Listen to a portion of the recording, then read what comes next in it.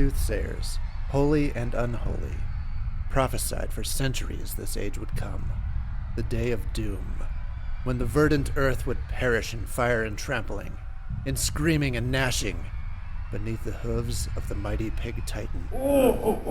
What they didn't say is that he would be a cybernetic monstrosity 50 stories tall we helped create, with a cockpit from which we could control nothing, but from which we would have front row seats to the end of the world, as we watch all things firm and familiar perish in agony outside.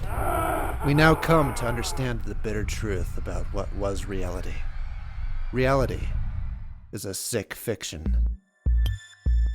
Featuring Matt of the Backwards Ball Cap. I really think we've achieved niche internet micro-celebrity now. Brett, the Caped Occultist. Will we ever make something that's not a hate crime? Patrick, paranormal investigator. I was just a simple cryptozoologist. And Puggles, avatar of the pig juggernaut of doom.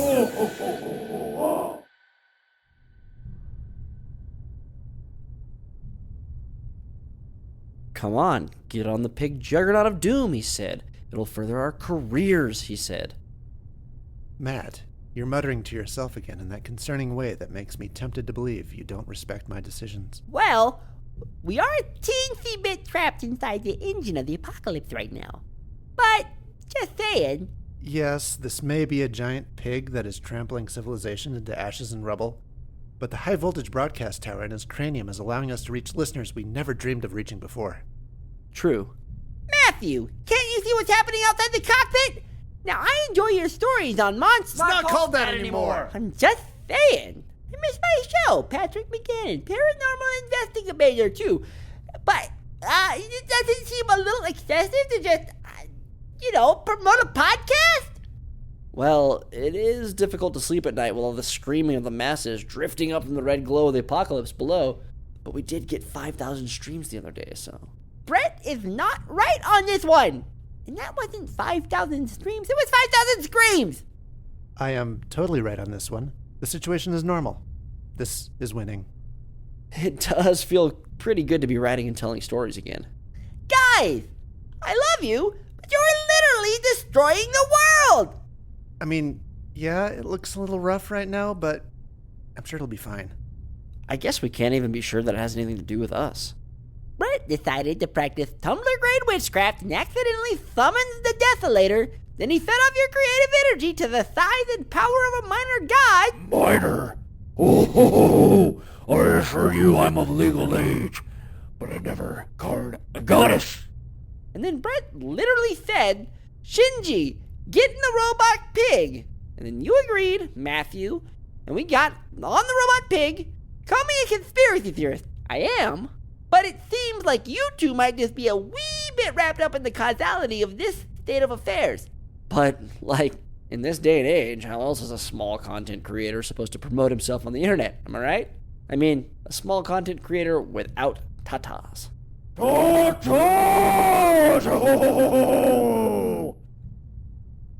fail to see how this was a bad idea. Yeah, me neither, I guess. Don't you think you're being a little negative, Patrick? Bret, you've got a story, right? Guys, please don't. Your creative energy only makes this engine of apocalypse bigger and stronger.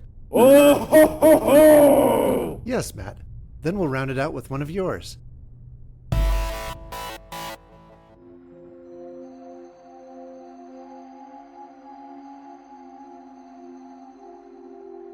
This is Pastoress. The melancholy morning clouds out the window down the school hallway seethed like the boiling pustules of the Black Death, in which some vestigial pulse persisted against one's final destiny. Clouds which had spat out snow the color of road slush all week. The bell had just rung as the stiff-necked man known as Mr. Durant fought his way upstream through the released students. He picked up clips and phrases of what they said. Phrases like, since the accident, and something in the clouds, and did you see the post about the Pastoress? To which another replied, sus, urban legend. They make AI videos like that now. Look at her fingers, bro. Another voice cut through, an 8th grader. Hey, Mr. Sins! Oh, that's not my name, Mr. Durant muttered, giving the student, Rylan, a dismissive shake of the head. I'll have to write him up if he doesn't lay off that. Still, as far as the bald jokes go. Now near the end of the hall, with the students tumbling down the stairs dwindling to a trickle, in the sour yellow glow of the windows in the double doors, Mr. Durant came to the office he sought. In the hall in front of this office, there was a line of 5 blue plastic classroom chairs. One had a chunk broken out of the seat where a kid had likely tried to stand on it at some point. None of the seats, at this moment, had a kid in it. Mr. Durant marveled. Slow day for the disciplinarian? Impossible. He stepped into the strong light of the small room. She had her boots kicked up on the desk, a former police officer and now disciplinary assistant to the principal, Jane Weathers. She was the sandy sort who could not only make a nylon windbreaker and cowboy boots look attractive, but potentially lethal. Jane, Mr. Durant said with a nod. Art, Mrs. Weathers returned. Slow morning? Jane laughed. I'm dropping kids from the school left and right. We're about to run out at this rate. There are only no kids here because I just expelled them all. Give it 5 minutes. There'll be another batch. So, what have you got for me? Mr. Durant closed the door behind him. Well, I'm about to email you a book the size of War and Peace. She huffed and rolled her eyes, sitting forward, putting her boots on the floor and folding her hands under her chin. The indomitable liveliness within her shone through eyes that had seen some shit, and a deeply lined smile, like summer's sun through sallow drapery. Sometimes she would hint at what she had to deal with in her past life as the officer in the department who specialized in children and young people. Mr. Durant found the things he learned working in the middle school hard enough to handle. He was always running information to the counselors, if not the disciplinarian or the student resource officer. He learned things about the kids he wished he could unlearn practically every day. He learned things that made him wish they had been born into a better world every day. I found the Google Doc with the chat between Gavin and Sam that you wanted. Unfortunately, that led to about 50 docs, which I'm still stepping through the version history on. Sam? I mean Aspen. Sam? She repeated more emphatically. She goes by Sam now. It's not in cis yet, so we're not required to say Sam. Also, she's the they. I see, Jane breathed. Be careful with that if it's not in cis. If the parents don't support it, they'll say we're grooming them. I've had that phone call because a teacher decided to use a chosen identity the parents didn't like, and I'm not taking the heat again. Well, anything incriminating? Not for what you were looking for. But Gavin asked her for stuff, and they obliged. Vape, Weathers said decisively. Yeah, but worse than that, I found 3 chat docs Sam had with emails outside the organization. Outsiders, randos. The one they chatted with most appears to be a student in Arkansas. She can do that? We're blocking external emails for students, but apparently, I found out, the admins want external doc sharing so the students can share their schoolwork with parents. Not that anyone is using that option, as far as I see. Well, did you shut them down? Yes, and now I'm the owner, and I wouldn't say the lucky owner. You got any bleach so I could wash my eyeballs? That bad? Now her volume raised. Anything we need to tell PD about? No, at least not that I found yet. Just this Arkansas guy. He's basically trying to sext her on docs. To her credit, she shuts it down. She doesn't get into it. Anyway, the docs are headed your way. I haven't picked through them all yet. There's a lot. I just wanted to let you know it was coming. Mrs. Weathers fell back in her seat. Occasionally, Art Durant would suddenly remember it was confided in him there was a shotgun hidden in that room, and he would find himself trying to guess where it was hidden, like a morbid game of Where's Waldo. We did this, Jane said. What did we do? Gave them the whole world at their fingertips, their Chromebooks.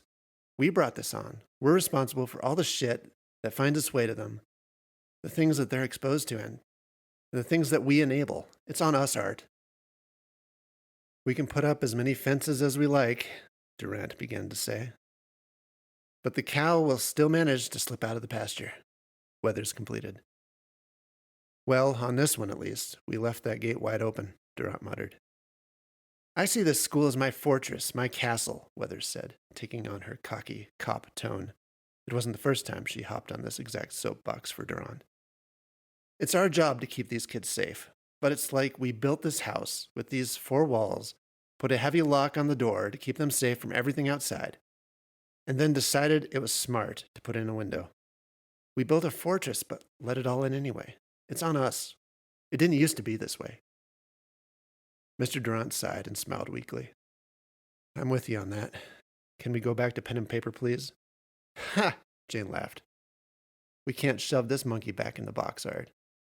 Then we can't say we're a one-to-one school with technology, and that looks too good on paper. You know, when they first started one-to-one Chromebooks, Tech had a meeting with all the teachers and said, this is only going to work if you promise to keep on top of monitoring what they're doing online. Then they said, we can do it if the teachers take the responsibility to supervise and are proactive about it. But look how much they get away with. The kids have nearly free reign. Mr. Durant nodded. But you try, Art, she added, and I appreciate that. You're always looking out for them. We can only do the best we can with what we've got. Thanks, he said, still nodding. See you soon, no doubt. Mrs. Weathers gave a coy finger wave, but a tired smile, and Art Durant let himself out of the room.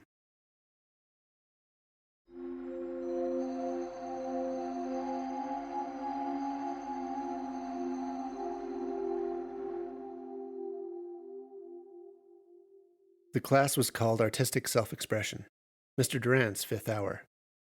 The studio room was normally bright thanks to a wall of south-facing windows. Today, they only let in the somber cosmic brownout. Those clouds, Durant thought. Yo, Mr. D! Called one of the 8th graders as they poured in for the class.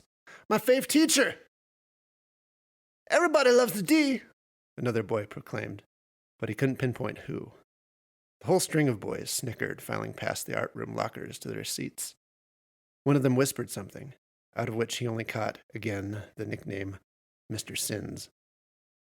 Sam came in among the 8th graders with a drawn-out "Hi!" and a girlish wave for Mr. Durant.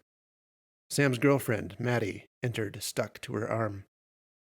Sam was a tall girl with curly golden hair now cropped short, head to toe mostly in black. Maddie was not as tall, but a scarecrow in an autumn sweater and pre-worn jeans, bleach blonde hair, big specs. Sam might be a they now, but that was the girliest "hi" and wave Durant could imagine. It was ironic, all this identity stuff, he reflected, because there was nothing not girly about these two. Other than that, they were dating each other, perhaps, but it seemed like every 13 or 14-year-old girl was dating another girl now. And he really wondered where it came from, since it wasn't a thing at all only a few years ago. What was the impetus, or what did they see in themselves? Hi, gals, Durant muttered. Maddie skipped over to his desk, clutching her Chromebook to her burnt umber sweater like something precious. She stood there for a moment. He looked up. What's up? Hi, she said. Then she sat down on the floor in front of his desk. Hi, he said again. Moments later, Sam joined her usual place, in the corner on the floor by the desk. Maddie unfurled her 11 by 17 drawing to resume, and Sam got on Clecky on her Chromebook with the stylus she used to draw. He looked at the snickering 8th grade boys assembling around the table at the other end of the studio. He was aware boys like these, maybe these very same boys, could be heard saying things to Sam and Maddie in the hall like furry, they were not as far as he knew furries, and fag, and just kill yourself, emo. Hell, maybe that's why, Durant reflected.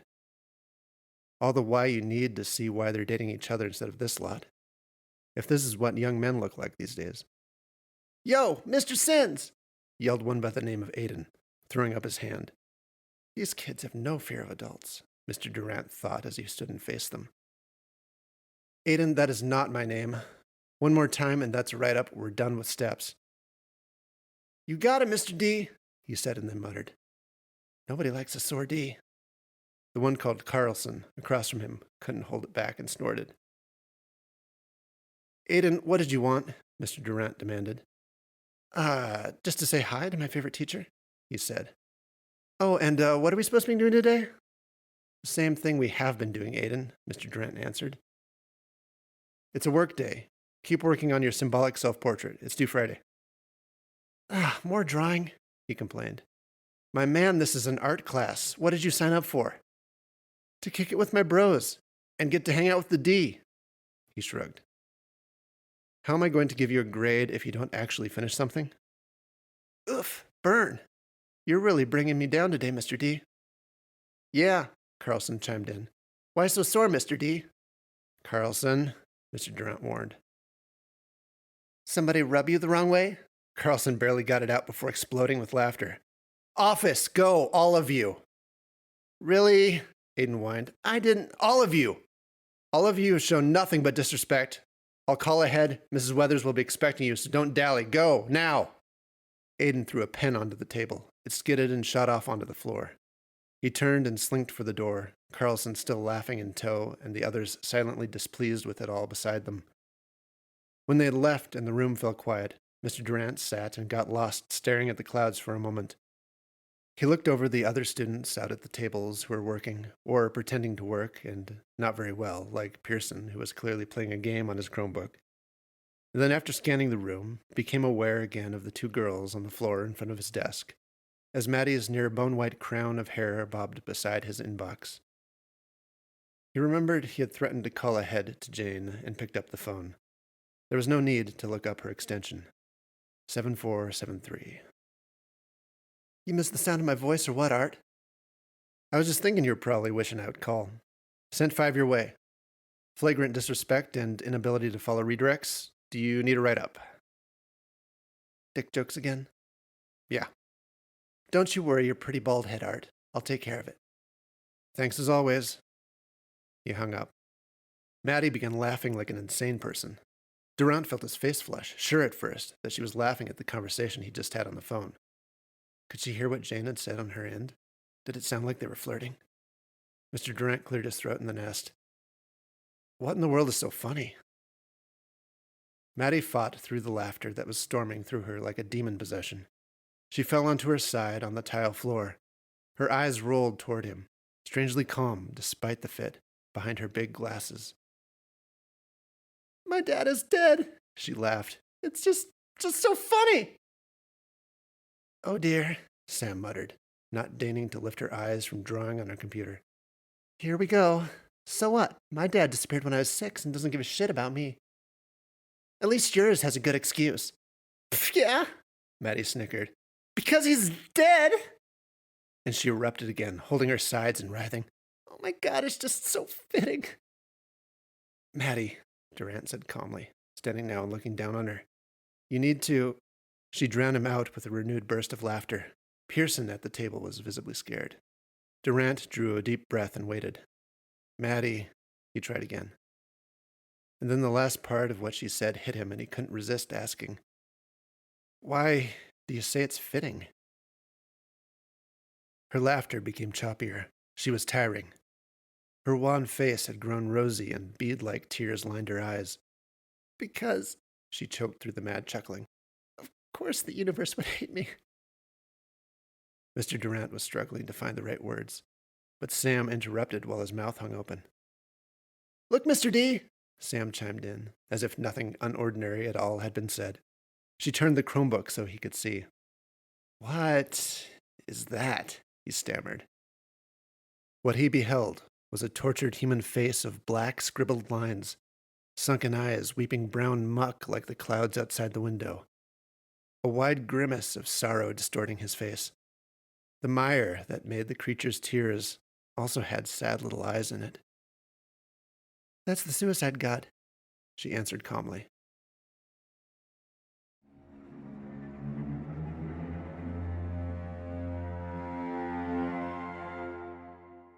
Well, that's another referral for the counseling office, Art Durant reflected once the room was empty, falling into his droopy office chair and nearly dropping out the back. At the call of, Mr. D, he nearly jumped out of the chair again. Rylan, he shouted. Sorry, I didn't hear you coming. Might need a change of drawers now. What's up? His eyes were shifty, cautious. He took the chair across the desk and sat forward. Hey, I wanted to say thanks for getting the Porsche girl blocked. And Ronnie McNutt? Yeah, Durant said. About a month ago, Rylan had come to him saying there was a rumor about a suicide video making the rounds that, quote, everybody was watching. That was Ronnie McNutt, the username of a streamer who killed himself on stream, and Aiden had asked for Mr. Durant to tell the admins to get it blocked on the school Chromebooks. Durant did just that. But when he looked in GoGuardian for watches of the video, the only student to have watched it on network was Rylan himself. Shortly after that, Rylan brought up the Porsche girl, which referred to a piece of gore footage from a wrecked Porsche that circled the internet. Again, only Rylan had looked it up as far as he could tell. I've got another one I've heard was going around, though, that I think needs to be blocked. Okay, Mr. Durant murmured. It's called Pastoress.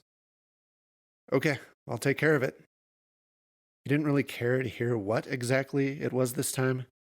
It was always horrible. Pastoress, Rylan repeated. They don't need to see this.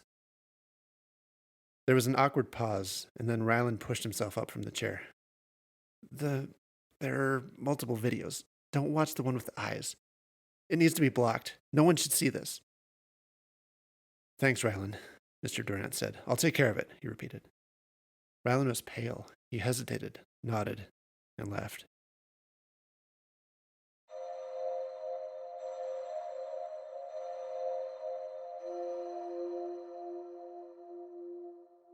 After a deep breath, Durant leaned toward his MacBook and typed Pastoress into the Google search bar. Then he remembered the referral to the counseling office he had to make. Then this put his mind back on Sam, which brought him back to the chat docs he needed to sift through and turn over to Mrs. Weathers. Man, he thought dryly. If only I was a teacher, I might have time to think about doing some teaching. The referral to the counseling office was priority, so he made that call first. Then he brought up Sam's chat docs on his MacBook. In an incognito window, he was logged in as Sam and in her Google Drive. He pulled up the last doc he was reading, titled simply with a heart emoji. She shared it with the kid from Arkansas. He hoped it was a kid anyway, and by all indications it was. He referred to being in class and risking being caught by teachers. Of course, that could all be fake, a ploy. The kid, who he hoped was a kid, was in there now, his My Hero Academia avatar up in the corner and his cursor blinking on the screen. Hey, bae, it said, punctuated with the flashing of the cursor. Oh, the temptation to mess with this, Mr. Durant thought. Instead, he clicked on the revision history and started to step through from the beginning. On a certain day, Arkansas boy had typed, I can't live without you, and signed it, Your forever simp, Elijah. Mr. Durant felt a little sick. This was all wrong in so many ways. First, he felt gross as hell for spying on some minor's chats without her knowledge. It wasn't necessarily without her consent, since, like all students, she had signed the form. But she didn't know specifically that he was there, watching. Second, when did simp become a good thing? Third, Sam and Maddie had been together as long as he had known them. Did Maddie know Sam had at least 3 chat room boyfriends she was sharing selfies with, declaring themselves simps for her? It'd be unethical for Durant to mention anything to Maddie, but at the same time it felt unethical to know this secret and do nothing. But perhaps it was no secret at all to Maddie. Perhaps they were open like that. But they were also only 14 and only children. There was no good way to look at it. It was gross to him at every level and in every angle. On a later day in the dock, he found that the boy had typed, Where are you? Talk to me before I do something I might regret. Durant's blood ran cold. He felt nauseous. He took a screenshot. The next day, the boy had typed, Hey, I'm gonna try something. She replied with a question mark. Something crazy, he typed then. 3 minutes elapsed between revisions. Then he had typed, framed in asterisks, to denote an action like a stage direction in a play. Sucks your tit. Durant involuntarily made a weird, strained noise somewhere between a cough and a gag and a nervous laugh. Sam had replied, "Please, don't." Durant felt slightly better.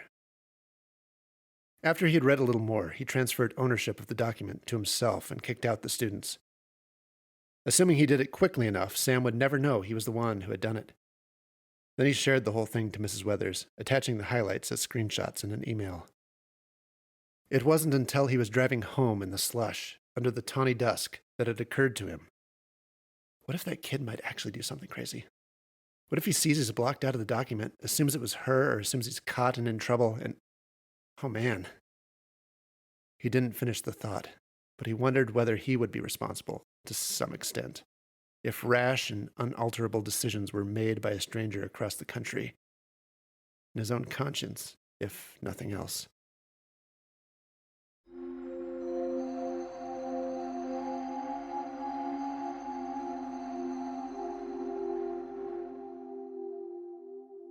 The air crackled like transmission static as the echo of some words, said by no one, faded in Maddie's mind. They said, "The dove silent sleeps beneath the seas." She jerked awake.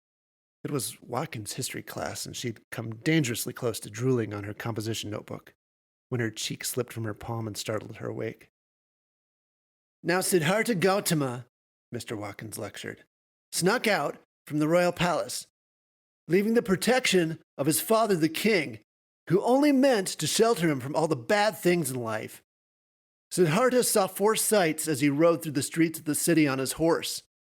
4 things he'd never seen before, locked up in the little paradise of his royal castle. First, he saw an old man. He'd never seen anyone really old before. He had to ask what it even was. And that day he learned people grow old. Next, he saw a sick man. Again, he had to ask what it was. He had never seen a serious illness before.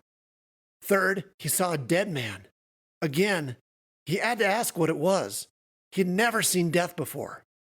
It had always been carefully hidden from him. As you can imagine, having never seen a truly harsh reality in his whole life, the young prince was shaken to his core." Maddie had a doc open on her Chromebook. "Dude," she typed to Sam, "I'm still thinking about it." After a moment, she could see Sam start typing from a math class on the other side of the school. "What?" Maddie deleted the line she typed and typed instead. "The video's stupid. The Pastoress. The shit in the clouds." She could still see it when she closed her eyes, as vivid as life. The red, compound eye, like a bloody head of broccoli blossoming from the swirling mire. "Fake news," Sam answered. "I've been having weird dreams like this one about a quiet dove that sleeps in the sea or something." Sam's cursor started and then halted and then advanced super fast. "Me too," she answered in all caps. Maddie began to type, but then Sam deleted it all and typed in big letters, "No, you don't understand, but you got it wrong. The ghost swan sleeps in the reservoir. I saw it too."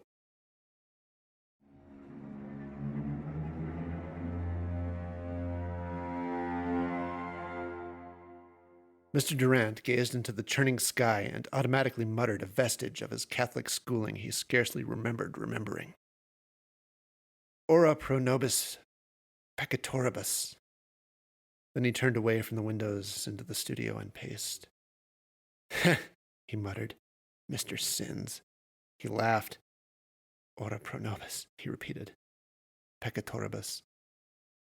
Thinking of the Mr. Sins nickname brought his thoughts back to Rylan, who was a case study in the pitfalls of giving unmediated internet access to children.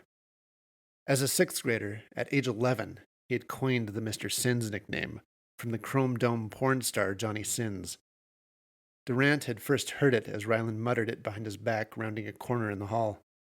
And Rylan was still venturing where it would be better if he hadn't with Porsche Girl and Ronnie McNutt, and now, what was it called? Pastoress. Durant knew it had rung a bell, and now he recalled hearing it mentioned in the hall.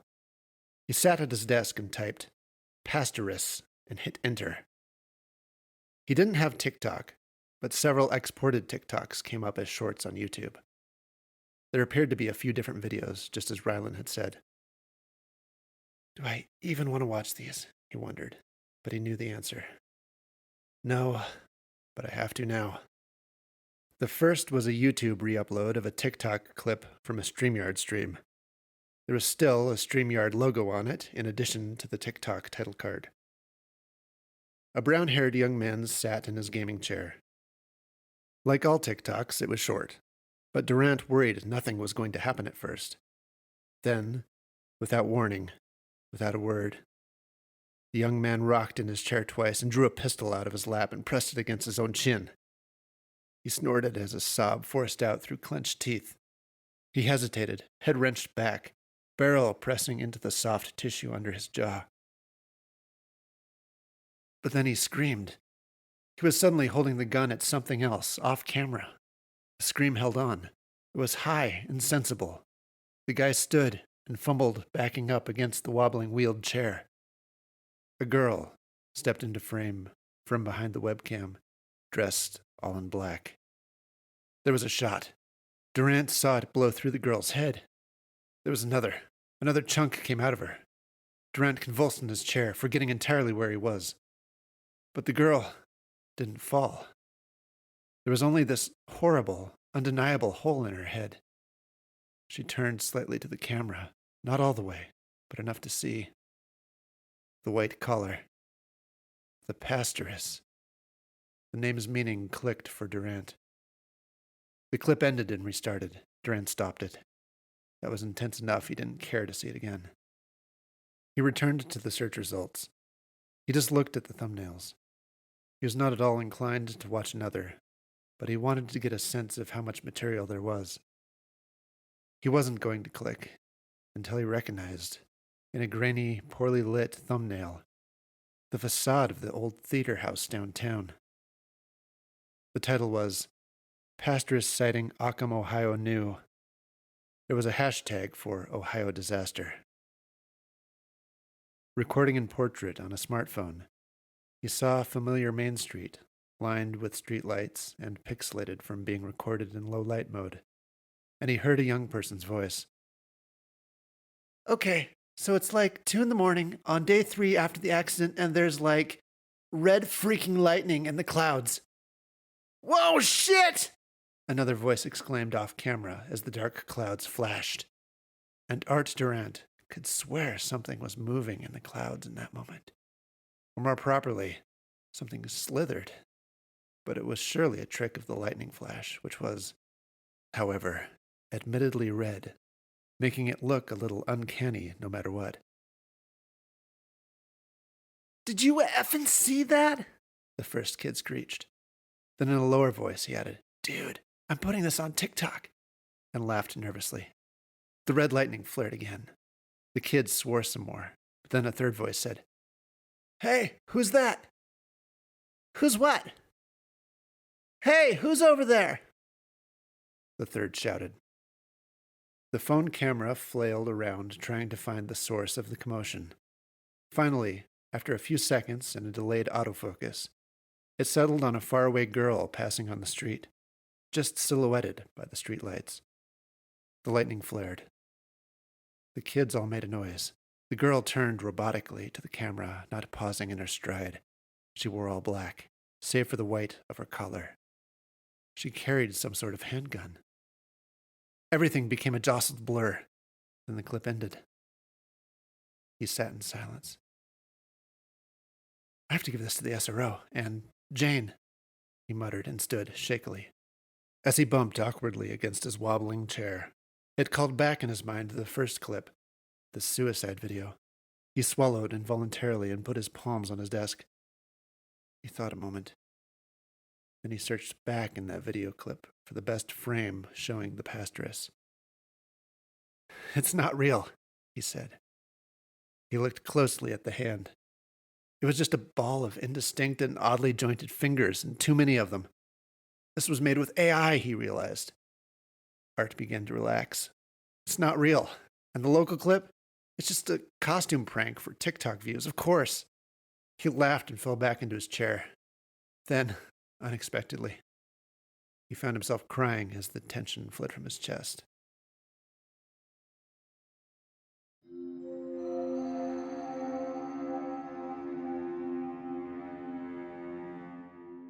Some days he let Sam and Maddie eat lunch in the studio.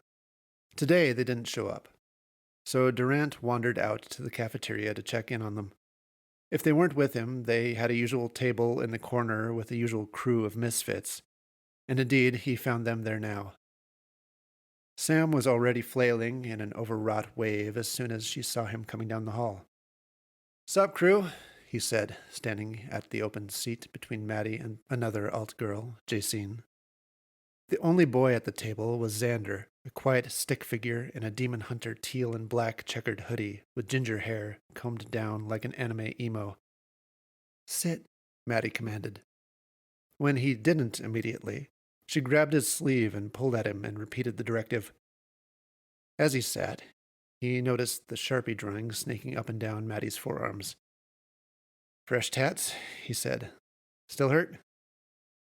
"Ooh, do you want one?" she chimed. Not really," he answered. She pulled the Sharpie out of her pocket and twiddled it between her fingers. "I'm going to draw on you now," she announced. "How about not?" Durant said. "She's going to draw on you now," Sam said across the table with a tone of just accept it. "Just let me draw something on the back of your hand," Maddie pleaded. Fine," he said and put out his hand. She took it and pulled it and slammed it cartoonishly against the table. She uncapped the marker with a flourish and thoughtfully bit the cap in her teeth. Sam's eyes went wide with disbelief, or terror, perhaps. "You sure you want Mads writing on you?" Durant started to say no, but then rethought. Sometimes it was more important to send the right signal than to be funny. He got serious and said, "I trust her." He knew about her confidence issues and deemed it important to give her what trust he could give. "Famous last words," said Xander, in maybe the third time he'd ever heard him speak. That, he knew, was a bad omen. While Maddie dug into the back of his hand with the marker, Mr. Durant resolved to ask them what was on his mind. "I wanted to ask you guys. I heard there's a disturbing video going around, and I want to know if you know anything." Pastoress, Maddie declared, lisped due to the cap in her teeth. watch it. "No, don't watch it," Sam countered. "They say—" Maddie interrupted. "They say if you watch it, all your joy will perish and you will die." "That's a bad horror movie trope," Durant said. "I hate to burst your bubble, kid, but you know it was made with AI, right? You can tell by the hands. And the local one's just cosplay." "Did you watch the one with the eye?" Sam demanded. Her eyes were even bigger now. But about then, Maddie spit out the marker cap. "Are you done?" Durant wondered and looked at his hand. He let out a long, tired breath and glanced between Maddie and the back of his hand. His new permanent marker tattoo said, "I heart hot moms." Maddie burst out laughing. Sam covered her mouth in dramatic shock and shook with suppressed and nervous laughter. Xander held up his hand for a high five, which Durant did not return. "Oh, my Lord," he muttered, shaking his head, and he stood up. "You'll hear from Mrs. Weathers." A little later, he sheepishly approached Mrs. Weathers in the hall, where she was serving lunchtime hoggar duty. "I don't know if you want to do anything about this, but—" He trailed off and held up the back of his hand. Jane squinted at it, frowned a moment, and then laughed riotously. "You brought that upon yourself." "Got some alcohol wipes in my office, still from COVID." She laughed hard enough that she put her hand on his shoulder as if to hold herself up from doubling over. "I'm having an adult beverage tonight," Durant reflected.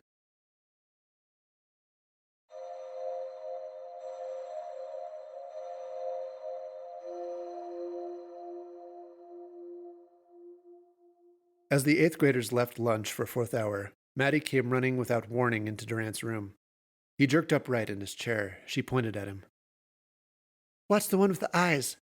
From outside the door behind her, he heard Sam shout, "No!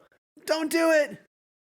And, like in a cartoon, two long, disembodied arms reached from the door and pulled at Maddie from the shoulders. It was quiet for a moment. Then Maddie broke free and ran in again, laughing. "Do it!" So, if the legend says you watch it and you die, are you trying to kill me? Durand answered. She's trying to kill you, Sam said out in the hall, and then added lower. Like she did me. Don't take it personally, Maddie declared. Some of my favorite people are dead. She burst out laughing and ran out of the room. Mr. Durand rocked in his dying office chair and wondered, do I call the counselor for this one? And do I call him for her or for me? He spun around a full revolution in his chair like a little kid, and then woke up his MacBook. He stared out at the pouring sludge a moment, and then he typed into his new tab, Pastoress, with the I.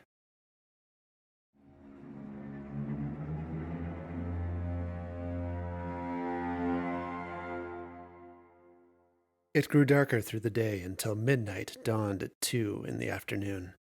The muddy sleet was unforgiving. The power flickered a few times just after the last lunch wave had ended, when everyone was in fifth hour. Now, there was never a carbon monoxide alarm. Neither was a gas leak found on the day of the brownout, when everyone fell asleep. No one saw it coming, and none was aware when it happened. Sometime in sixth hour, the lights dimmed to a sickly, half-hearted yellow, and the air interchange began to emit a sickly, grinding sound, and the smell of hot metal. And just like that, every human in the school insensibly fell asleep. Silent, the dove beneath the water slumbers. Durand realized he'd been dreaming.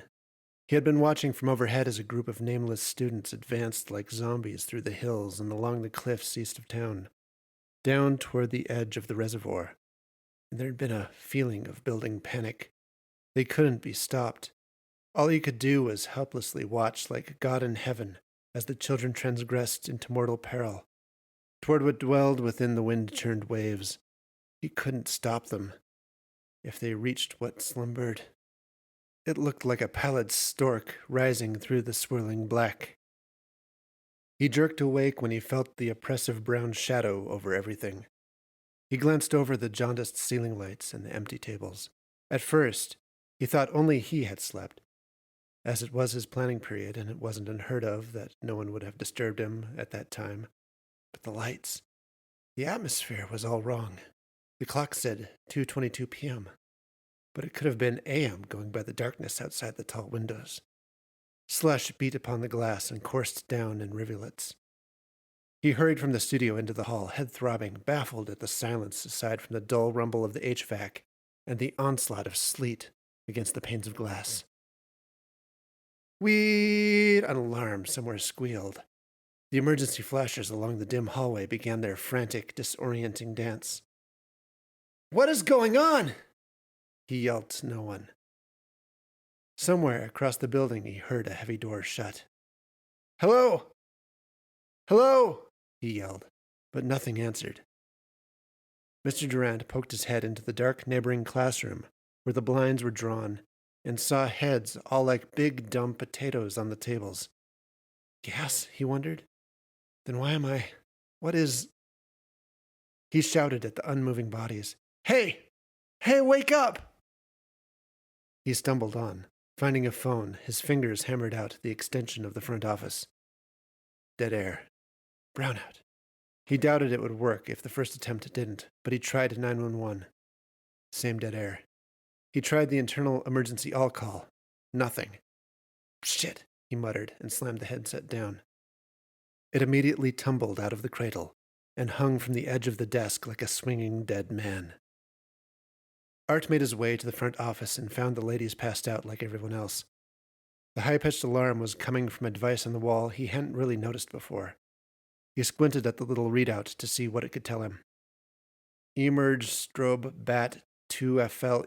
It just told him there was a backup battery out on the emergency light somewhere. He punched the acknowledge button. Mercifully, the alarm stopped drilling into his skull. He knelt where the nearest secretary had collapsed. He started to check for a pulse, but noticed right away she was still breathing. At his touch, she made a small noise and tried to roll away. Just sleeping, he recognized. Hey, he barked, and he shook her shoulder. Hey, wake up, Nancy. Nancy! She snorted, and that was all he got out of her. Behind the desk, there was an iPad on which the front desk secretaries could watch the back door via security camera and remotely unlock that door when students arrived at it between passing periods. Art tapped the screen to wake it up.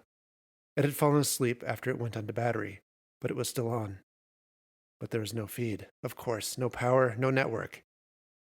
However, he had an idea. He ran down the administrative hallway to the assistant principal's office, where he found the man face down on his desk. His phone was out in front of his face. Art woke up the phone and held it in front of the assistant principal's face. It unlocked. Yes, face recognition. He knew he had the cameras on here somewhere. He flipped through the pages of apps. Yes, now maybe I can see what happened. Indeed, there was still a cellular data connection. But again, the feed was black. Well, of course, the cameras would be without power and network too, wouldn't they? But then again, it wasn't right now that he needed to see. Durant set the playhead back in time when the feed was live, and he could see the hallway and the back door and the gloom outside. He rewound some more. It took him a good minute to figure out how to do this precisely. You'd think they'd make this thing more intuitive, not useful in a real emergency. But he eventually found the moment when the lights went dim. A student named Jeremiah Cummins was wandering the hall, probably having taken one of his usual 20-minute bathroom passes, for which he continually had detention. Durant watched him hitting the gritty down the hall, alone, in the uncanny quiet of a silent film.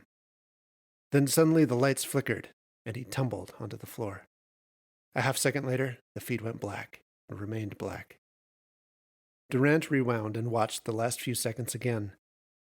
Jeremiah Cummins hit the gritty down the hall and then laid out like a tossed doll. But he noticed one more thing. He stopped the video replay just before it cut out. At the end of the hallway, in the window of the double doors, there was a small silhouette. Durant ran down the hallway he had been watching on camera. The far window was empty now. All was silent. Jeremiah Cummins remained heaped on the economy carpet, hall pass ahead of his outstretched hand on the floor.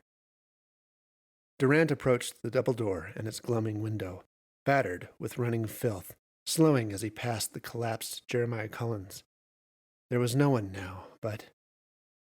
From the shadowed storage space beneath the staircase, a figure lunged forward and took a fistful of Durant's shirt. "Rylan!" Durant shouted. "Mr. D! We need to hide!" "What is it, Rylan?" We're being judged. It's our judgment day. She's come here to judge us all." "What are you talking about?" "The pastoress, Mr. D. She was here. I saw her." "Rylan, I'm going to have you follow our Alice training, okay? I need you to just go and run and get clear of the school. As soon as you feel like you're safe, bang on a door and get help." But... On second thought, Durant couldn't be sure where the threat was, or even if there really was one. "Never mind," he said. "You're with me. Come on. We'll get out of here and we'll get help together." Rylan's eyes went wide. Durant turned to the glass. Red lightning flashed as Myers splattered the window. Backlit. There was a girl. On her collar was the white square. Her doll-like face was blank of expression.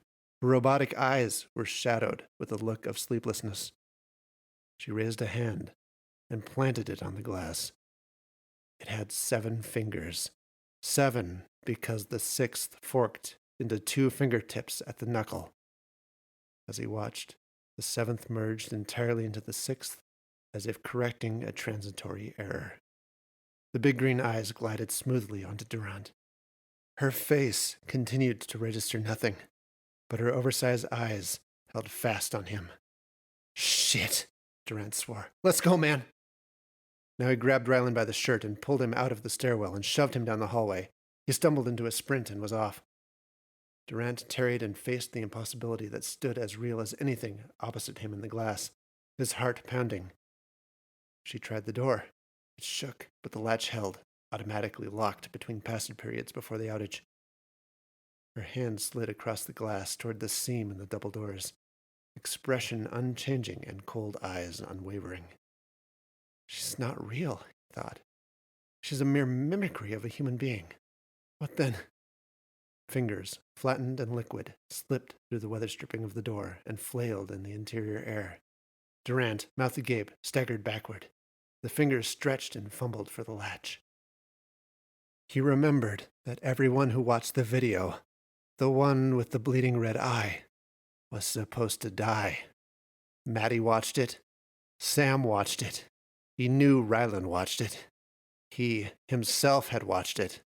The feeling in his brain when he had looked into the bleeding eye, something between a red cauliflower and a fly's compound eye, had reminded him of the sound of a 56K modem connecting to the internet.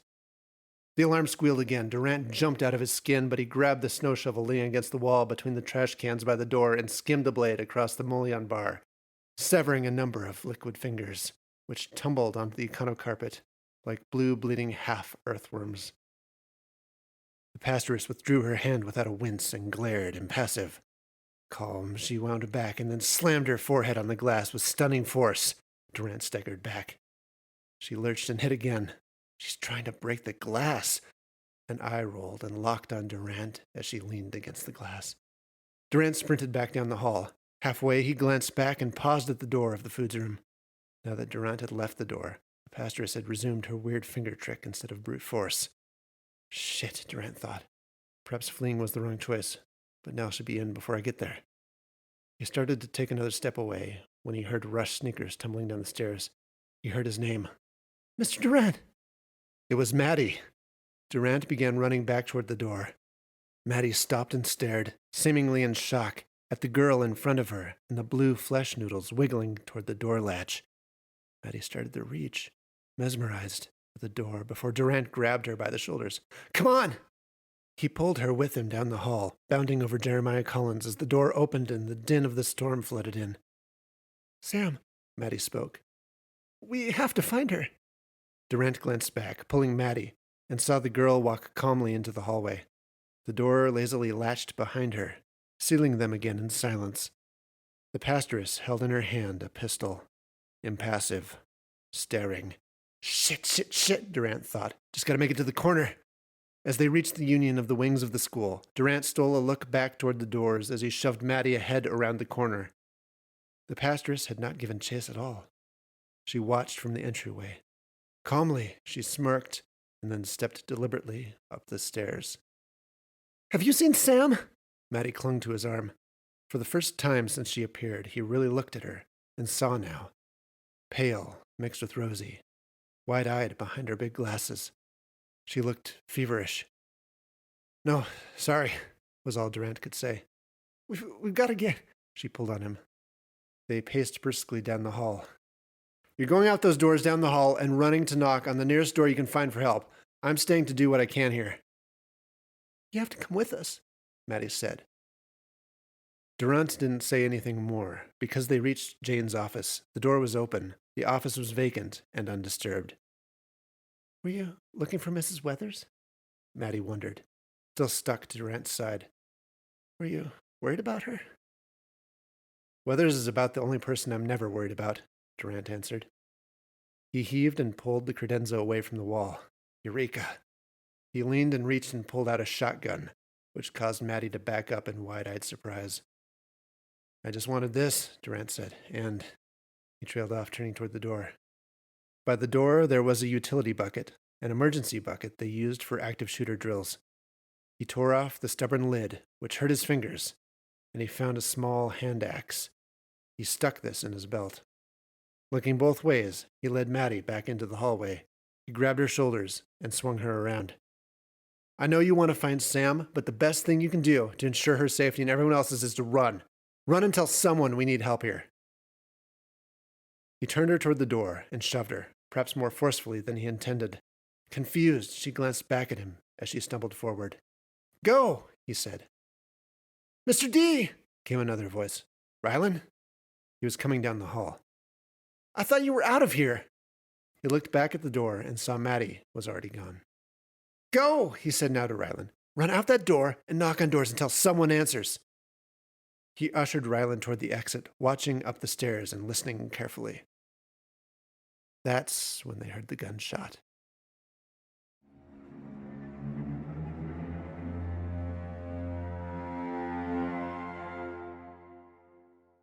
The sixth grade hall on the second floor flashed neurotically with the strobes of the emergency flashers, but a patch of the hallway was out entirely, lit only by the brownout lights. Jane Weathers stepped through the hallway with the student resource officer's sidearm, watchful. She'd been in the SRO's office when it happened. When she awoke, she found he would not, but she was able to borrow his gun. She didn't know how these events were related, but on top of this brownout, and on top of the strange sleep that had to be due to the toxic rain, she reasoned, she had seen on the camera feed on the SRO's desk.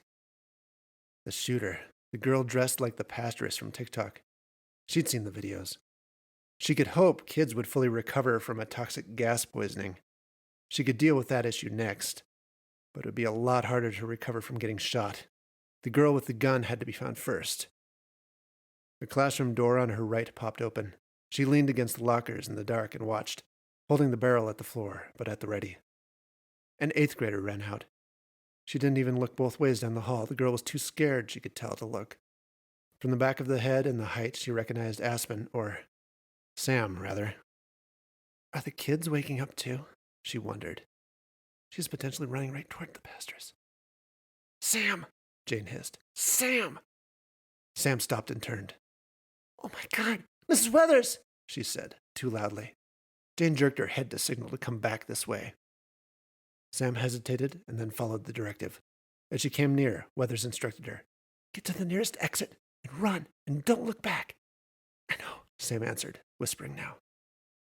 I've got to get to the res. The res? Nearest neighborhood will do. Knock on doors, get help, call 911. I've got to get to the res. Have you seen Maddie?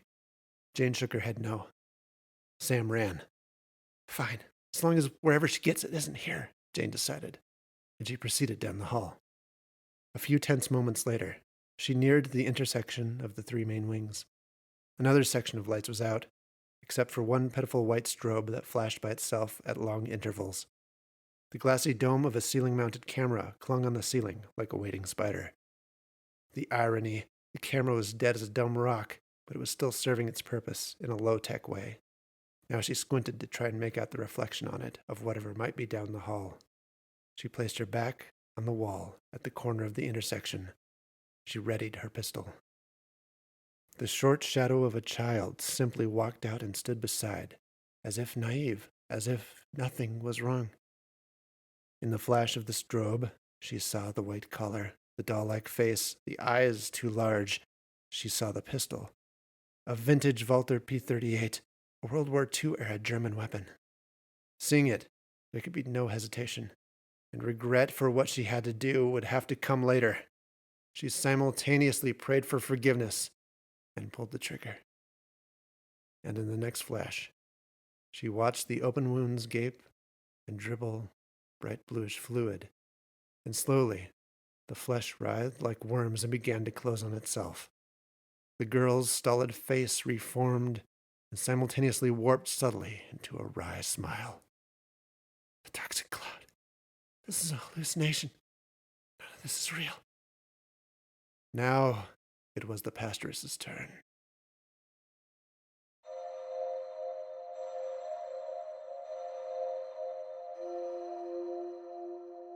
Art Durant worked his way up the stairs on the sides of his soles, as quiet as he could in his dress shoes.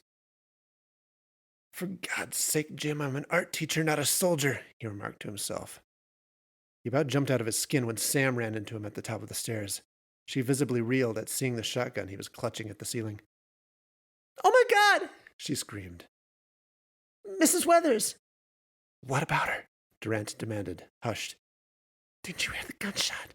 Sam hissed through grit teeth. Durant only nodded and then pointed down the stairs. Sam went on her way. Durant proceeded. The insane flashing of the strobe lights made the lockers themselves seem to move. The intersection of the wings was dark, with most of the lights out. He took a deep breath and then stepped into the open, seeing nothing down any direction.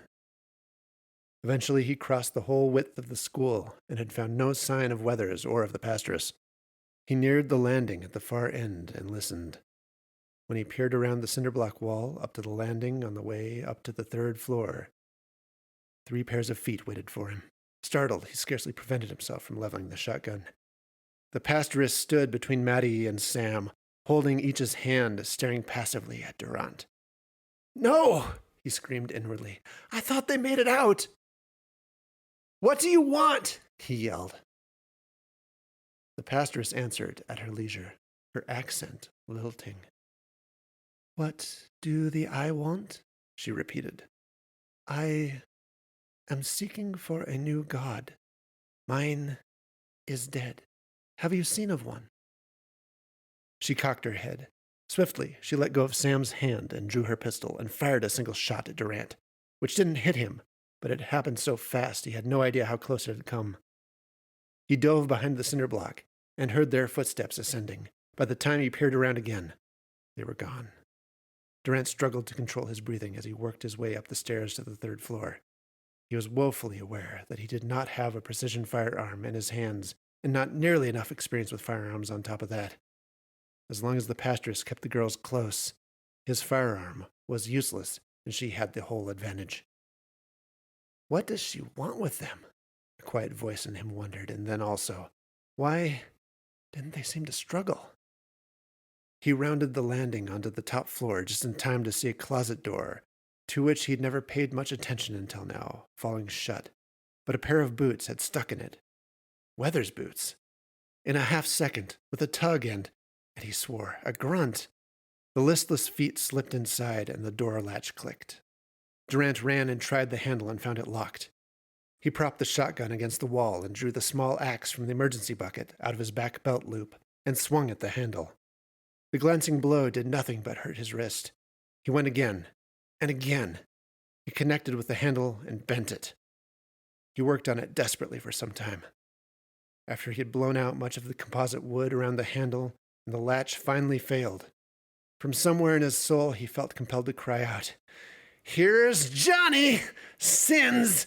And he took up the shotgun and kicked in the door, laughing like a maniac. It slammed against the wall and flew back at him. He shouldered it back open and leveled the barrel into the half-light of a single tungsten bulb dangling from the ceiling. Ah, he thought, roof access.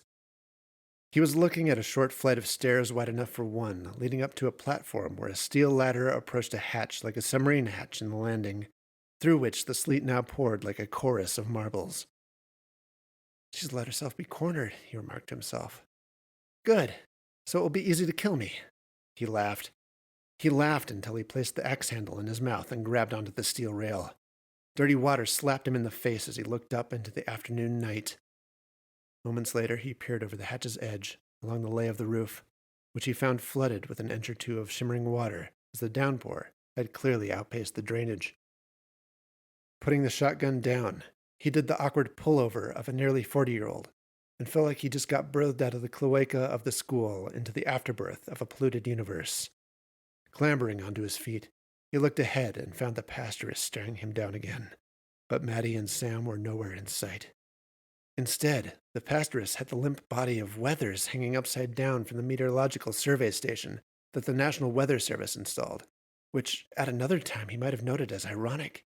He stumbled toward them, splashing in the accumulated water and half blinded by it in his eyes. "Where are the girls?" he shouted. No answer. "What have you done to her?" No answer. She only glared like a soaked cat with those fairy emerald eyes. "Damn it, why?" he demanded, and he leveled the shotgun.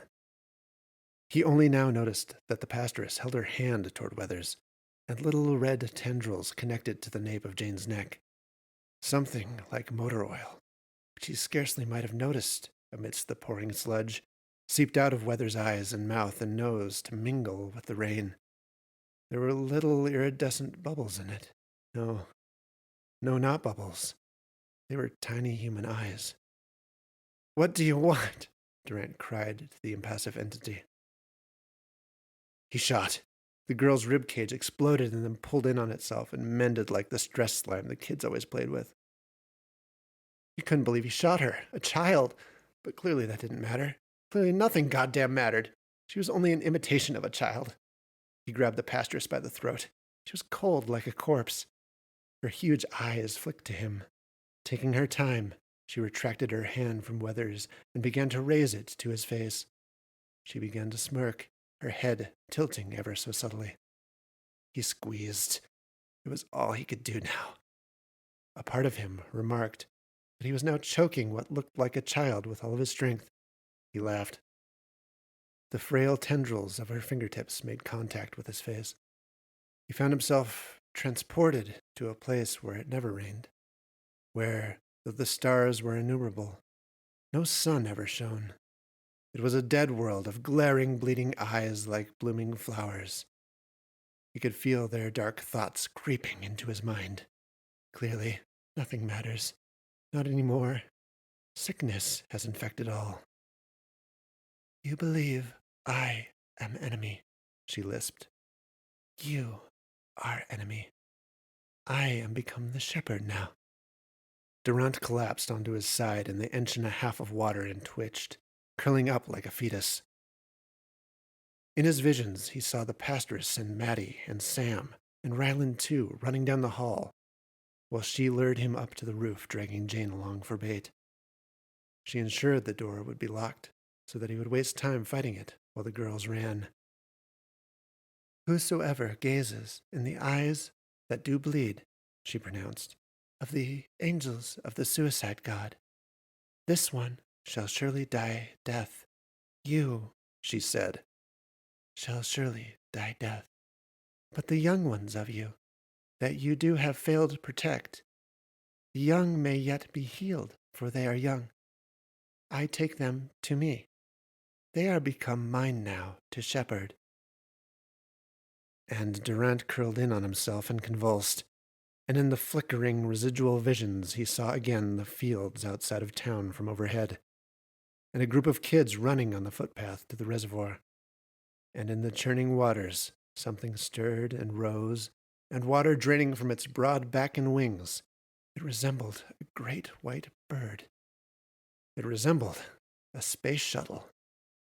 And it rose up to greet the children, and embraced them, and took them into its bosom, meant for other worlds.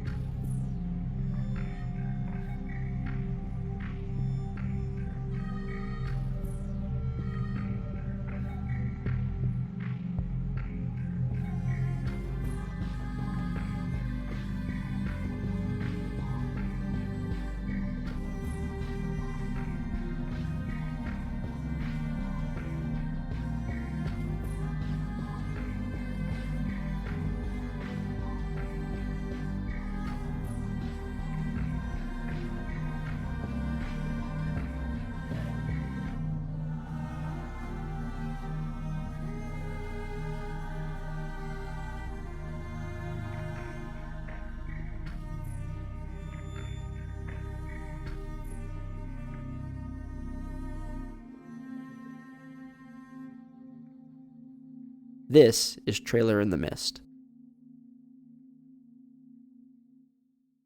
The boy pedaled his bicycle through the mist and over the gravel road. The air, cool at first, did not raise a single goosebump upon his flesh. The training wheels, which he had been teased for by brothers he could not presently remember, occasionally caught the high ridges on each side of a rut, and the bike tire would spin freely until he rolled past the rut. But his legs did not burn. He had the feeling that somewhere to his left were the backs of houses, and on his right, there was the ghost of an old iron pipe fence. Yet what was behind him he did not know, and what lay in his future he could not say. He looked back over his shoulder, and his head filled with swirls of black. White, hot, liquid heat burned from his right arm and down his shoulder. A pain like fire went across the front of his head, but when he turned forward, it all faded. So he pedaled and pedaled and pedaled. His legs were as strong with each push as they were with the first. His lungs never burned, nor did he seem to need any extra breath for all of his efforts. He took his right hand from the handlebar and pressed the tips of his fingers behind his ear. The pain had faded like the rest of his memories. He pedaled through the mist on an unchanging landscape until, finally, he rolled down a small incline. He shouted in surprise as he lifted his legs and let the pedals spin on their own until, when he reached the bottom, he was met with a wall of mist that seemed solid and impassable. The boy turned left and crashed. He came up, as all little boys do from a bike wreck, finding his cheeks wet with tears and his shorts dusty. His blue and red cap tipped sideways on his head. He lifted a finger and pressed it into the mist, and a shiver ran through him. It felt like putting his finger into a frozen cotton candy. He brought back a finger covered with ice. He shook it away and put his fingers into his mouth out of habit. Outside of that mist, he felt nothing but a distant throb across his forehead, and his right arm felt uncomfortable. The boy looked down at the gravel at his feet. He kicked at a rock, and it rolled away, as a kicked rock should, and came to rest somewhere in there, behind the misty wall. There, on a road that seemed to lead to nowhere, and seeming to have come from nothing, the boy sat down on the cold, hard ground and cried. He made such a fuss that he didn't hear the sounds of dogs barking. Hush now! Get back! Papa! Go and see who that is! Get down, Precious! Stop it! Now, Fei! Papa, will you go see who that is? An old woman's voice carried through the mist with the scent of fresh baked pies. The boy searched for the woman, but now the mist was all around him. There was no going forward or backward. So he sat and waited, with his left ear cocked towards the sound of the voice, a voice like southern sweet tea on a hot day. Hold your horses, woman, a man answered. Get back, dogs. The sound of the man's voice, thunder, gravel, and a soothing bedtime story. The dogs are going to wake the dead if you don't hurry up and get that door open. I can't leave this chicken now. The old man said something that the boy couldn't hear. He turned the knob and pushed it, and the door caught on something hard with a bang. Woman, why do you have to go and do all the locks and chains? What could we have that anyone would want to steal? The dogs barked, the door banged, and there was a thud and a grunt, and then the door opened. It's nothing, the old man said. Go and see, Papa, the old woman said. I can see, and I don't see anything but our front yard. My broken down truck, God rest its soul, in the cemetery, the man said, and then grumbled. We only bought this place because we thought the neighbors would be quiet. Well, all right, said the woman. Now don't be so disappointed. I'd like a meal for just the two of us, he said, but it only came out in a whisper. One of the dogs yapped a couple times, and the old man grunted his disapproval and threatened the animal's very existence. Hello? The boy said. Well, hold on now, the old man said. Did someone out there say something? Speak up now. When this door closes, we close. You hear me? The boy tried again, but this time he found his voice a little stronger as he croaked. Hello? Wait a minute, the old man said. Papa, what is it? Who is it? Hush and let me see, the old man said. Who's there? Me? The boy said, and he heard the creak of the porch steps somewhere in the mist. Now, who is me? The old man asked. I'm, the boy said, and he experienced something like a flash of vertigo, and then it was gone. He began to say, but then he realized that he didn't know what to say.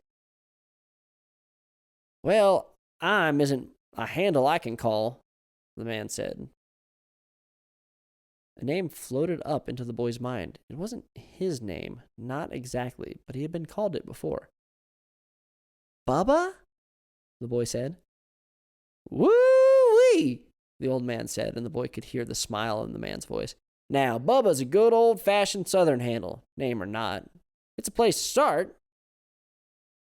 And when the old man said the word Bubba, the mist thinned on the left side of the road, and through it the boy could see an old trailer that had been painted gray and blue. A star hung on the side was also painted blue. That color, along with the gray, made the boy think of football for some reason. But at the moment, he couldn't even remember what football was. On the right side of the driveway was an old white Ford pickup with a yellow and red stripe down the side, sitting on flat tires with junk piled in the bed. On the left was a van that didn't look broken down yet, but the boy thought it may not be far away with the appearance of general wear. Between the trailer and the vehicles, an old man stood leaning on the railing of the deck that skirted the trailer. He had thick salt and pepper hair that was combed up, back, and over like a movie star. Yellow nicotine stains tinged his white beard, and his plaid shirt was spotted with stains and holes. The man squinted at him through dirty spectacles, but clearly couldn't see him. The boy stepped forward, and the man said, "Oh, well, you are there, aren't you?" And then he stopped, as though he saw something unexpected. The man's brow furrowed, and his eyes searched the boy for a moment with such intensity that the boy shrunk back a little. The boy thought the old grizzled man as likely to scold him as to offer candy, so he stood back and waited. "Well, then," the man began, but then sat quietly for a moment, his eyes glazed with tears as he took out his cigarettes, tapped the back of the package, and then leaned on the railing and lit one up. "Maybe you were there, and maybe you weren't," the man said as he smoked a cigarette. The boy turned, looked at the mist behind him, and then at the old trailer in front of him, and stepped forward. "Well, look here. I do think you are a Bubba, if I've ever seen one," the man said, and his face spread out in a grin of such cheer that the boy couldn't help but smile himself. "Come on in and let's see what Mama's whipping up for dinner." The boy knew not to follow strangers. He'd been told so 1,000,000 times over, but that person had probably never been surrounded by mist that would freeze you at the touch. So the boy followed the old man into the trailer. Inside, the trailer smelled richly of fat fried foods, and the boy suspected those currently cooking foods were masking an equally strong smell of cigarettes. "I can smell!" the boy blurted out, and the old man laughed and said, "Well, yes, I suppose you can." He entered the trailer through a mudroom that led to a kitchen where he found a round woman who was slightly stooped in the shoulders, laboring over a stove. Her hair was also salt and pepper gray, and her eyes were a kindly blue-green, but they were red as though she may have been crying. "Who was it, Papa?" she asked. "Well, we haven't worked that out yet. Now don't be shocked, Sherry. Let's just let the boy say his piece," the man, Papa, said. The woman's eyes widened, and she drew in a deep breath. "Papa, is it?" "Well, let's just see," Papa interrupted. The boy sat at a small round table in the cramped kitchen. There was no dining room to speak of. The woman looked at the boy. She turned towards the stove and clasped her hands beneath her chin, closed her eyes for a moment, and her lips moved in silence. Then she quickly went back to her cooking. She worked at the food like an artist at her easel. Her movements were practiced and precise.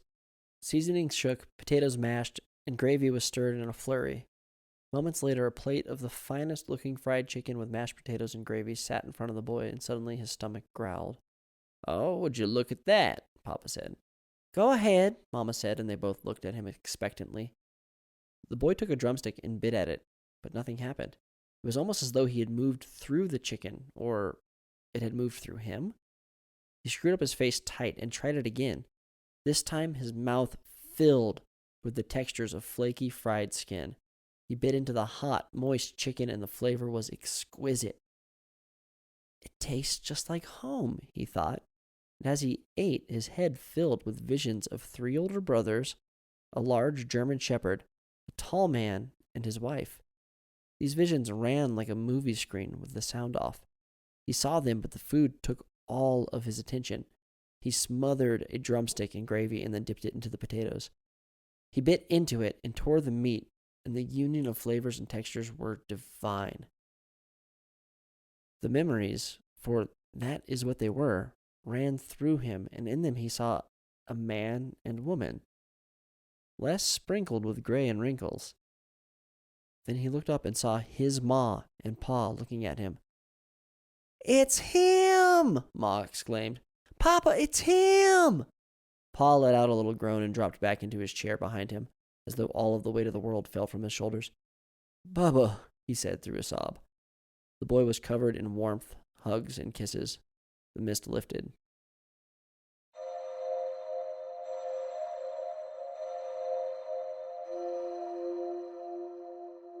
Outside, after dinner, they stood on the back porch looking at what it should have been the backyard, and he thought he had probably played in it before, but there was nothing but a thick wall of mist. Everything except for Ma and Pa and the trailer was covered in mist. Ma and Pa were his grandparents. The boy could see that, he could feel that, but he didn't know what it meant.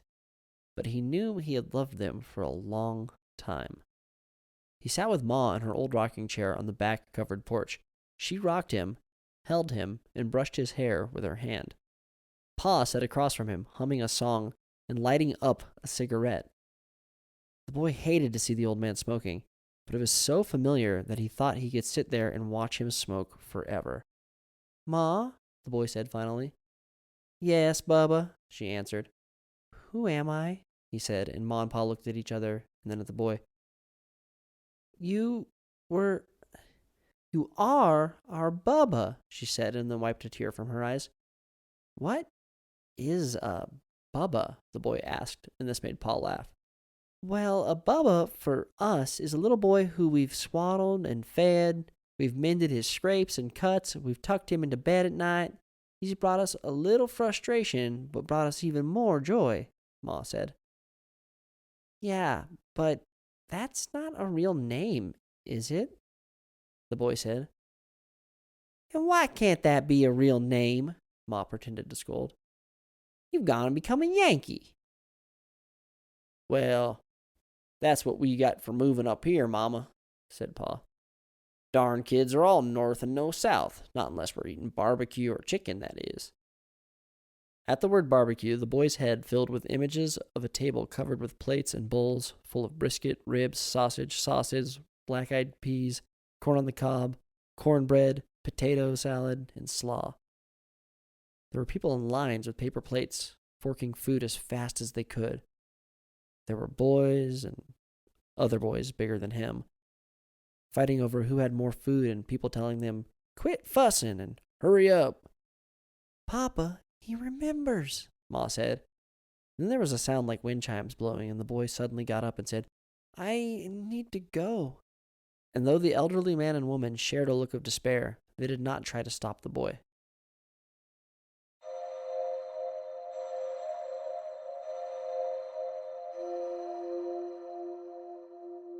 The boy rode his bike through the mist. He pedaled with tireless legs. He felt that peculiar, distant ache in his shoulder and temple, like a pain felt in dreams that lingered in memory after waking. This time he rode faster, and when he reached the end of the mist, he didn't fall off of his bike. He stopped, flipped out the kickstand, and turned to run up to the trailer where the old man leaned over the railing smoking a cigarette. "Well, look at here now. It's the bub," the old man said, and it only took the boy a moment to remember that this old man had a name. "You are Pa," the boy said and smiled. The old man smiled back, and his eyes welled a little. "That's right, the one and only," he said.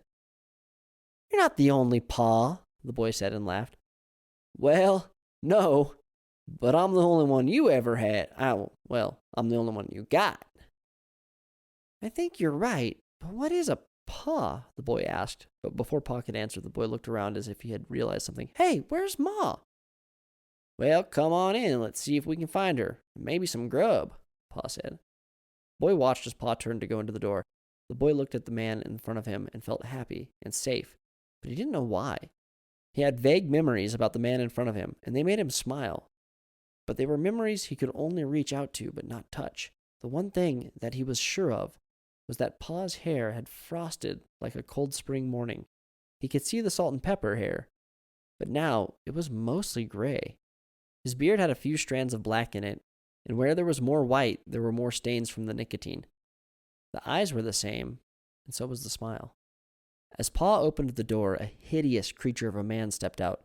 His head was bald, and his features were like skin stretched too tightly over a skeleton with knobby growths. His facial hair was patchy and thin, his skin nearly gray, and his teeth were mostly gone.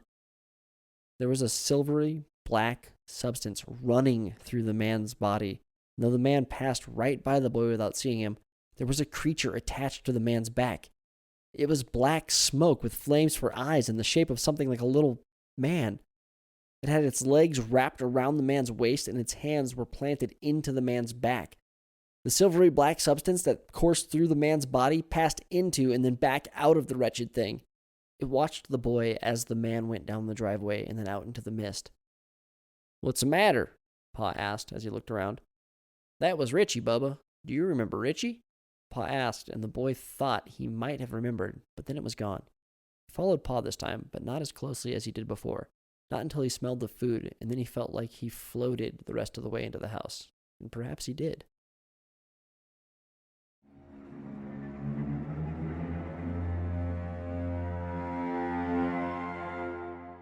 The boy pedaled through the mist faster, and this time he remembered where he was going.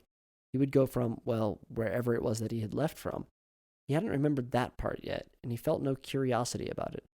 The boy thought about the food in the trailer at the end of the alleyway, and little else. He pedaled as fast as he could. His bike rolled, and his rickety little training wheels rolled along with him. He rode so hard and fast that bolts popped off of each training wheel. He pedaled even harder, standing up on the pedals and leaning forward.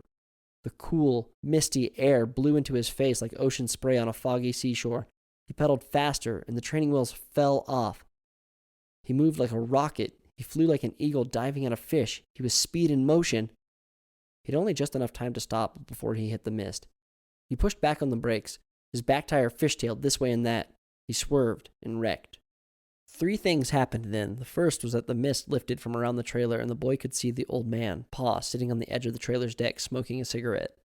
The second was that the man with the little burning devil backed his car out of the drive and then drove through the wall of mist and disappeared into it.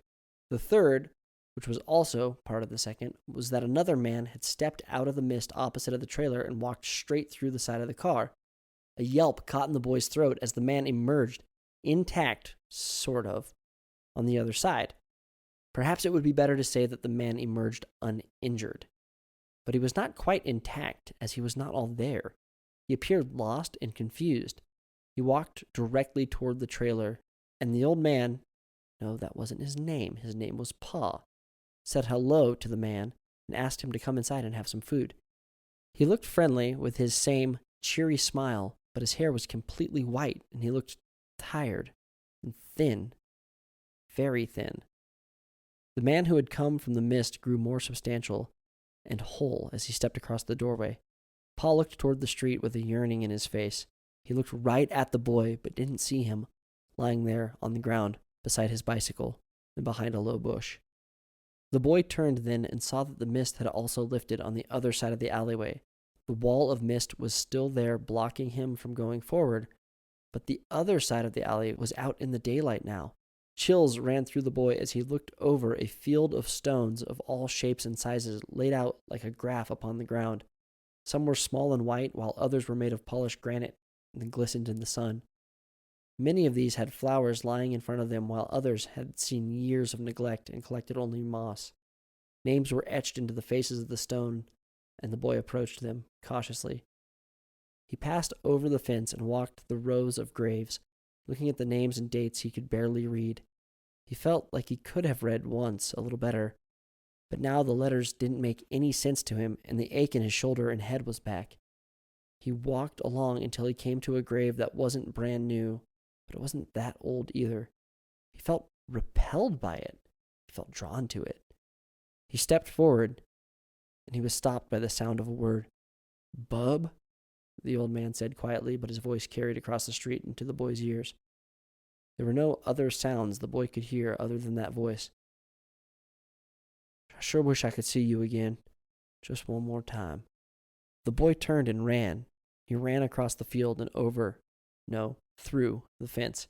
He flew up the driveway and threw himself headlong into Pa. "It's the bub!" the old man cried out, and the boy shouted, "Pa, it's the bub!" and laughed. The old man laughed, and then Though he had grown so incredibly thin, he scooped the boy up in his arms and kissed his forehead and cheeks. The boy giggled as the wiry beard scratched his face, and the smell of nicotine and all the food cooked by the old woman, Ma, in the trailer brought memories flooding back. He had grown up in this house at the edge of the world next to the cemetery. Ma and Pa, his grandparents, had bathed him and fed him. They had given him presents on Christmas and cake on his birthday. He had ridden his bike down the alleyway every single day, and every day he had been met with love and left the same way. These people had been there as the doctor ushered him into life, and they had been there when... Well, that is where the boy's mind stopped, as did his curiosity. He followed Pa into the trailer where Ma, who looked no older than the first day he'd wandered in from the mist, stood over the stove. "It's the bub!" she cried, and there was so much joy in her voice that the boy found himself crying silently as she hugged him. The three of them sat down to a feast of fried chicken and mashed potatoes. They ate and laughed. "Oh, Jay, Bubba," Ma said after they sat down to peach cobbler on a small paper plate with globs of melting ice cream. "Jay, Bubba, we've missed you so," Ma said. "Mama, don't," Pa started, but Ma carried on anyways. "I remember holding you when your mom first had you at the hospital. You were my baby boy. Then your mom and dad moved in down the street and you came here every day. I raised you during the summer, and when your brothers were off at school, I watched you here by myself. It was just the two of us. Then Papa retired. He was so looking forward to spending time with you," Ma said. The boy didn't know what she meant, not exactly, but his head ached slightly and the pain in his shoulder had come back even worse. "Eat some ice cream. Come on, live a little, bub," Pa said, and he did. For the rest of that day, the three of them ate peach cobbler and ice cream. Jay, or Bubba, even tried a little bit of Pa's coffee. Ma and Pa laughed with such merriment at the face he made at the bitterness of it that he drank it again just to see them laugh. For the rest of that day, the three of them sat there together and lived. Afterward, as Bubba knew he needed to leave once again, Pa walked him out to the front porch. Bubba hadn't noticed it before, but Pa had his own burning devil. As they stood, that little burning devil whispered into Pa's ear, and he lifted a cigarette to his lips and struck a match. The other man, Richie, was a distant cousin. Bubba knew that now, but he didn't know where the man went or what he did. That little burning devil of Richie's was something awful and intense. Pa's had been there all along, but it was more subtle. Bubba could see that its tendrils were much harder to see than the others had been, as they sank deep into Pa and grabbed onto parts of him where no one could see, not even Bubba. "Pa," said Bubba. "Yeah, bub," Pa said as he held out his hand and Bubba took it. "I'm sorry we never went fishing," Bub said. "I'd really have liked to do that one more time." "Me too, bub," Pa said, and for a moment they were quiet, and then Bubba said, "Don't smoke those anymore." The smile that had spread across Pa's thin face was hard to interpret. It was a genuine smile, but it was other things as well. "You never did like me smoking," Pa said, almost as if to himself.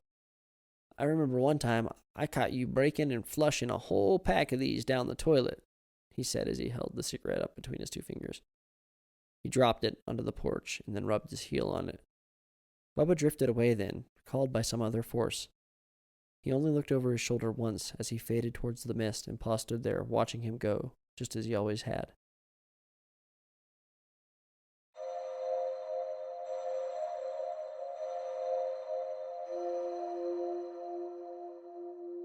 The boy pedaled through the mist, and when he felt he could go no faster, he let go of the handlebars and flew. His bike landed, as it had once before, in a twisted heap on the gravel. He remembered the sound of a blaring car horn. He remembered looking at Richie's surprised and disbelieving face as they made eye contact just before Jay slammed off the hood of the car. Next thing he remembered was weightlessness. And then he crashed into the ground and stared up at the blue sky.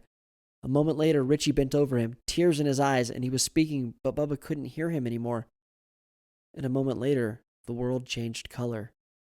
In a flash, he went from seeing Richie to seeing the burning devil that was burning darker than ever before. It was in total control of Richie then. It would come and go later until the day it finally took him. But on that day, it had been in complete control. In many ways, It was that burning devil that had struck Bubba with the car. But it was also Richie. They had both hit him, and they had both fled and left him. They had left him so that his parents and his grandparents could wonder who had killed their child.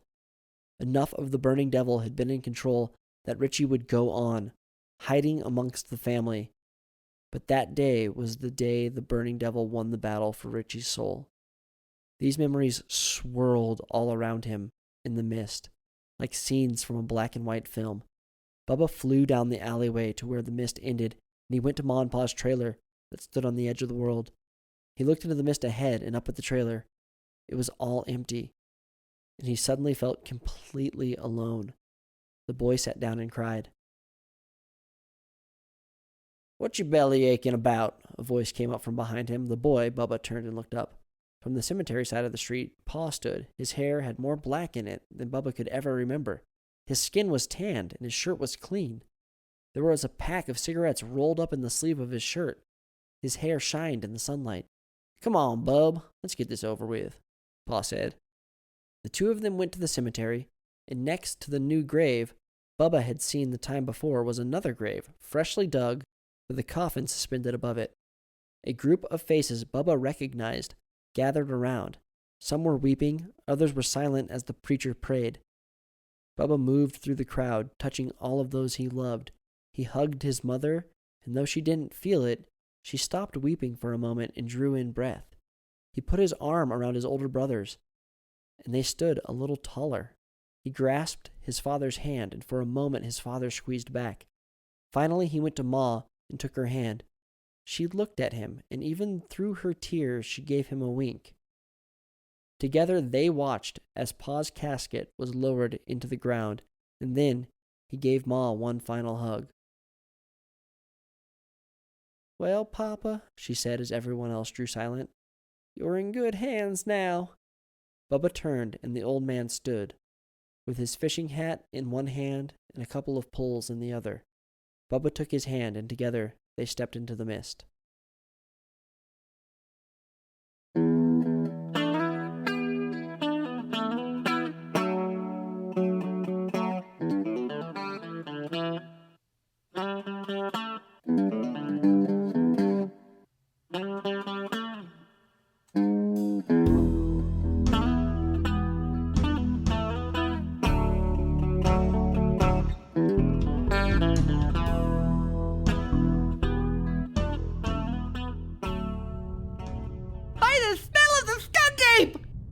Fed the pork god, and now instead of trampling 50 people an hour, he's stomping out 500 people an hour. Good story, Bret.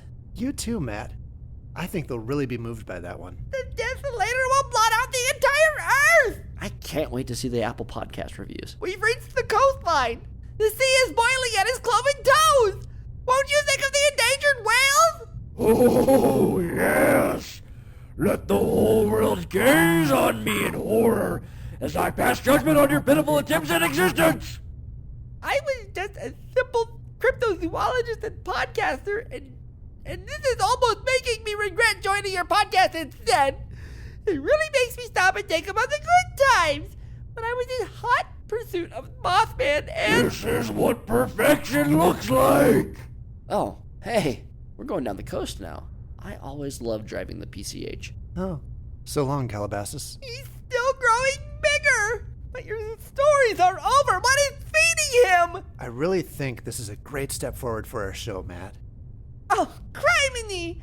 I understand now. The demon feeds on fiction, yes, but it's only one type of what really drives him.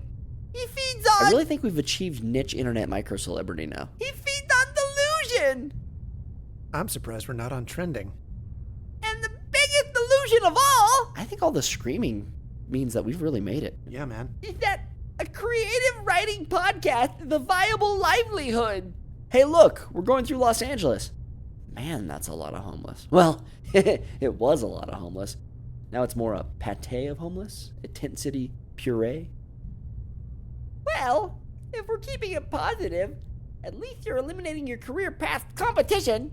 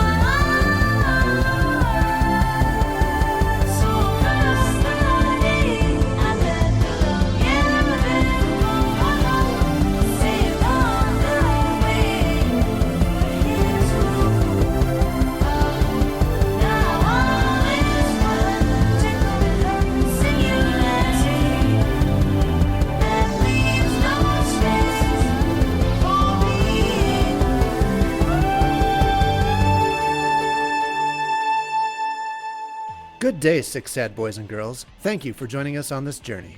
You can support us by leaving a rating and review on your preferred platform, like these winning champs. Derek Benson, who said, "My new favorite podcast. These guys are dorks, and they do amazing work. Thanks. Really funny." By Yasin Bayram. I don't know how to say that name. From Germany. And how about Mac McIntyre's, the one I used on the website? One of my all-time favorite podcasts. I'm binging every episode. I love this wacky, topsy-turvy podcast so darn much. And although I'm not finished yet, I noticed they haven't made any recent episodes. And that makes me so sad and nervous. I really hope they continue because this is such a fun and unique and special podcast. In fact, I'm going to go contribute and buy merch right now. High fives. I love this podcast. I need psychiatric help. So do we. So do we. And thank you, Mac McIntyre, for the lovely email upon releasing our teaser trailer. It was good to hear from you. And you don't have to worry about the recent episodes because we will be making more. The name is in a different alphabet, so I have no idea, but the title of the review is awesome. It says, "You guys are awesome voice actors. I love your podcast and all of its weird, creepy bizarreness. Good luck to you." It's called Russian. That is from Russia. Yeah, and we've had some more that we'll read in future episodes. But yeah, thanks for continuing to listen. And welcome to Sick Fiction. For all our old listeners, just know that this is a bit of a rebrand, but much of our original podcast will exist within the skin of this podcast. But there really isn't much to say other than thank you for continuing to listen. That's right. Same spirit, fresh flesh. Thanks to everyone for your support. Thanks also to Eric Paulson. But that's all for now. Until the Shark Angels come, Godspeed, strange cowboy.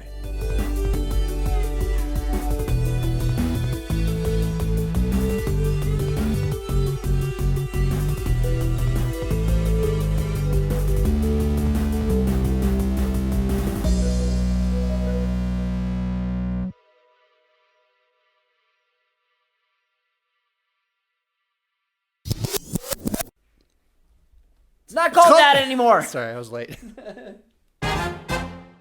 Boy, we're peaking the audio with Patrick. It's kind of funny that I've just gone right back into his voice without even having to warm up for it. He's been lurking 3 inside years of you. later, here comes Patrick. I'm glad you held on to the guy. Let's not acknowledge that. Well, it was a lot of homeless. It's more like a pate of homeless. A what? Pate. Oh my god. What is that page of? I mean, seriously, how many cooking shows have I watched with my wife? If we're keeping it positive, at least you're eliminating your career path competition. It's terrible, but kind of funny. Like I said, will we ever make something that's not a hate crime? Probably not. There's my clip for the header. I was just thinking you were probably wishing I'd call. Sent 5 your way. Fragrant disrespect. I love the smell of fragrant disrespect. Is it hard to go, Tama? No. How am I going to voice the teacher?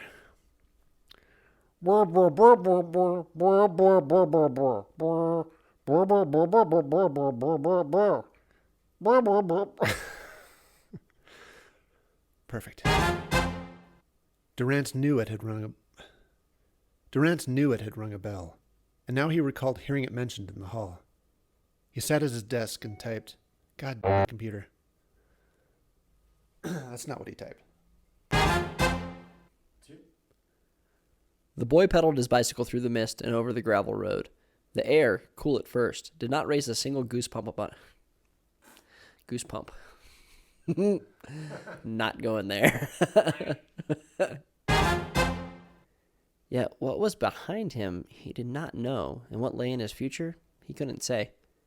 He looked back over his shoulder, and his head filled with swirls of black, white-hot liquid. That's not why I was pausing. I just realized there was a comma, and I had an intentional pause, and I didn't take it, and then that's where I ended, with white-hot liquid. Just gonna let it sit. We'll just read this. Just read the story and just white hot liquid. Heat burned from, and just don't edit it out. No. A pain like torch fire went across. That's not. I don't like that sentence.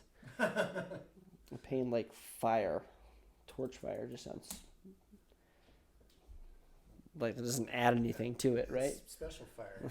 Well, torch fire is pokey fire. You can poke people with That's right. fire. It's just Why didn't you say that? A pain like pokey fire. a pain like pokey fire.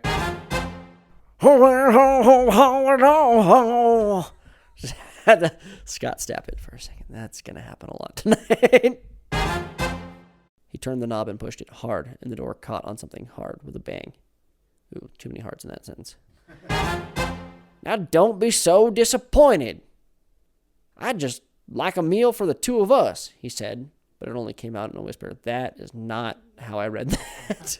They took our jobs. All right. Seasoning shook, potatoes smashed. Okay, that's not what I said. Smash them.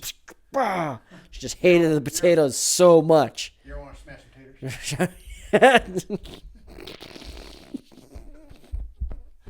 That is, in the parlance of our time, smashing is very different. Let's go smash them taters. Hey, Billy Bob Jean, let's go smash some taters. It's the southern version of American Pie. That's right. That's how it's supposed to taste. Instead of American Pie, smashed taters with a hole in the potato. A table covered in plates and bowls full of brisket, ribs, sausages, and sausage. I skipped a word. You just stumbled over that sausage. I skipped some words and then stumbled over the sausage. It was just I just quit working. Like, my mouth just quit working. The poi.